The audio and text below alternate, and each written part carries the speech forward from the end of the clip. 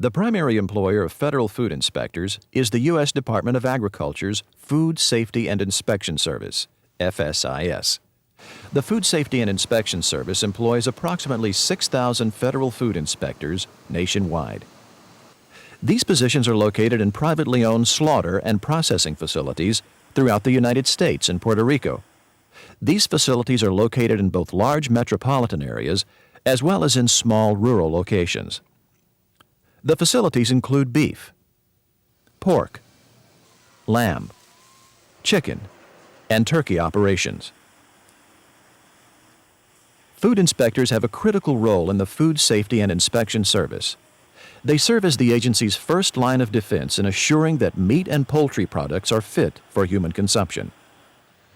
The first step in achieving this is ante-mortem inspection. Food inspectors observe animals prior to them being slaughtered.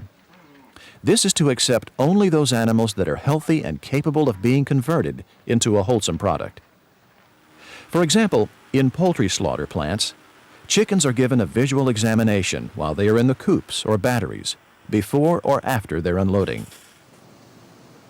In red meat plants, beef, swine, and sheep slaughter operations, this inspection procedure is a little different. Food inspectors first observe the animals at rest. Next, the inspector observes the animals in motion, observing both sides as a plant employee herds them from one area to another. Each animal is given a complete visual examination to detect any physical or behavioral abnormality before the slaughtering process begins. After ante-mortem inspection is completed, the animals are humanely slaughtered and prepared for post-mortem inspection.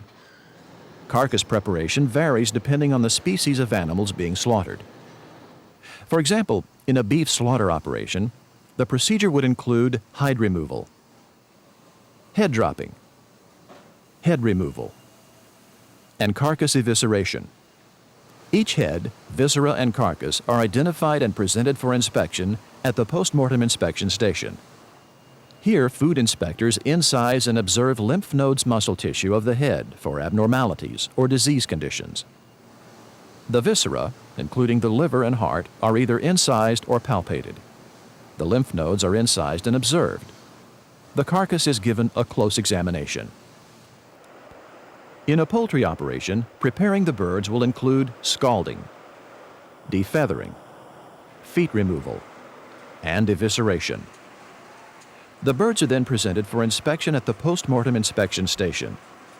Each carcass is given a sensory examination by a food inspector to identify disease conditions or abnormalities. In all species, food inspectors determine the wholesomeness of each inspected carcass.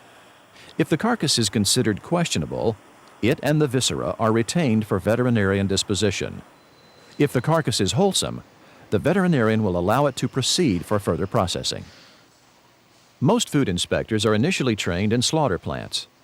After a probationary period is completed, the inspector participates in formal classroom and on-the-job training. Inspectors are then eligible to apply for positions in processed products inspection and compliance. New food inspectors work in a highly mechanized and ever-changing environment for varying hours. Their jobs and responsibilities are challenging and very rewarding.